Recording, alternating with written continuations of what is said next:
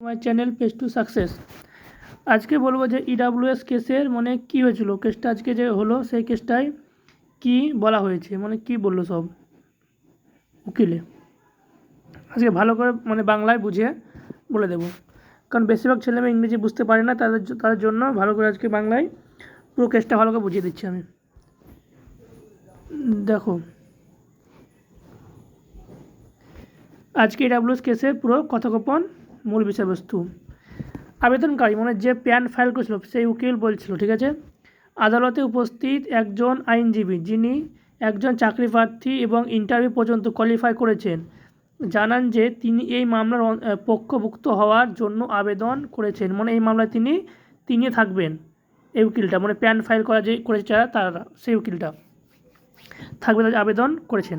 দেখো, মামলাটিতে মূল আইন প্রশ্ন হলো যে পশ্চিমবঙ্গ পুলিশের নিয়োগের ক্ষেত্রে পরবর্তী বছরগুলোতে ইস্যু করা ইডাব্লিউএস সার্টিফিকেটগুলো গ্রাহ্য বা গ্রহণযোগ্য হবে কি না। এখানে দুটি প্রশ্ন হচ্ছে যে বিজ্ঞপ্তিকে একটি রিট পিটিশনের মাধ্যমে চ্যালেঞ্জ করা হয়েছে, মানে কী হয়েছে, একটি রিট পিটিশন মাধ্যমে চ্যালেঞ্জ করা হয়েছে। তারপরে রাজ্য সরকারের অনুপস্থিত শুনানির, এটা অনুপস্থিত ছিল মানে রাজ্য সরকার উকিল নাই, শুনানির সময় আদালত রাজ্য সরকারের কোনো প্রতিনিধি বা আইনজীবী উপস্থিত ছিলেন না, মানে কোনো উকিল ছিল না, মানে যে পিআরবি বোর্ডের। বিচারপতি অমৃতা সিনহা স্পষ্ট জানিয়ে দেন যে রাজ্য সরকারের বক্তব্য না শুনে তিনি এই বিষয়ে কোনো চূড়ান্ত সিদ্ধান্ত নেওয়া সম্ভব নয়। মানে বলছে পিআরবির কোনো উকিল না থাকলে তিনি চূড়ান্ত সিদ্ধান্ত দেবে না। তাই আগামী 8ই জুন এই মামলার পরবর্তী শুনানির দিন ধার্য করা হয় এবং রাজ্যকে নোটিশ পাঠানোর নির্দেশ দেওয়া হয়। তারপর হচ্ছে প্যানেল বা তালিকা তৈরির সংক্রান্ত আলোচনা।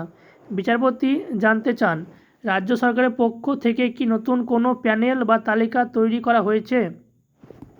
এ জবাবে আইনজীবীরা জানান যে অফিসিয়াল কোনো প্যানেল এখন তৈরি হয়নি, তবে কিছু খসড়া প্যানেল মানে ড্রাফট প্যানেল সোশ্যাল মিডিয়ায় ঘুরছে। মানে বলছে কোনো এখন অফিসিয়াল কোনো এখনও প্যানেল তৈরি কিন্তু করেনি পিআরবি, কিছু খসড়া মানে যে ড্রাফট সেটা ঘুরছে সোশ্যাল মিডিয়ায়।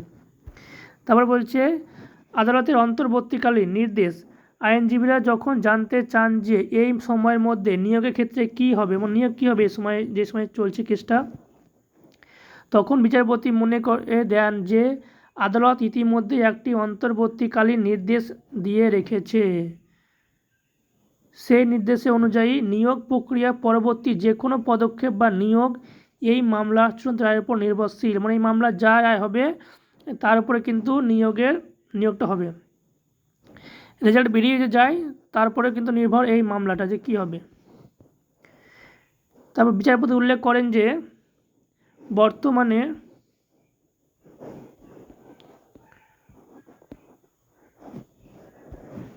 পরিস্থিতির আদালতের পক্ষে এর চেয়ে ভালো বা বেশি কিছু করা সম্ভব নয়। মানে আদালত বললে এর থেকে বেশি কিছু এখন করতে পারা যাবে না, কারণ কোনো উকিল পিআরবি পক্ষ থেকে এখনও যায়নি। তবে বোর্ডের চেয়ারম্যানের পদত্যাগ। কথোপকথনের শেষ অংশে আইনজীবীরা আদালতকে জানান যে সংশ্লিষ্ট রিক্রুটমেন্ট বোর্ডের চেয়ারম্যানও পদত্যাগ করেছেন। এর জবাবে বিচারপতি বলেন, যদি চেয়ারম্যানই পদত্যাগ করে থাকেন তবে তো আপাতত এই সংক্রান্ত কাজ হওয়া সম্ভব নয়।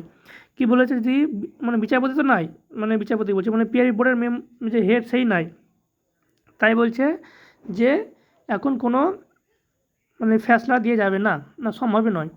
এরপর তিনি পরবর্তী মামলা শুনানি শুরু করেন। মানে অমৃতা সেন বলছে যে যদি বোর্ডের চেয়ারম্যান না থাকে তাহলে কী করে আমি মানে কোনো ফ্যাসলা দেবো বা কোনো রায় দেবো, তাই বলছে চেয়ারম্যান নিয়োগ হওয়ার পরে এই রায়টা হবে।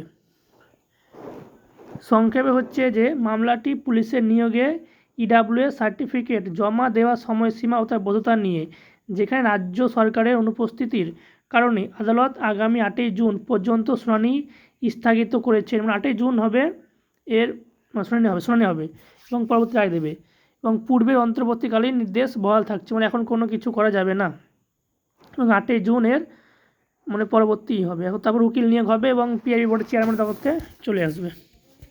এটা আজকের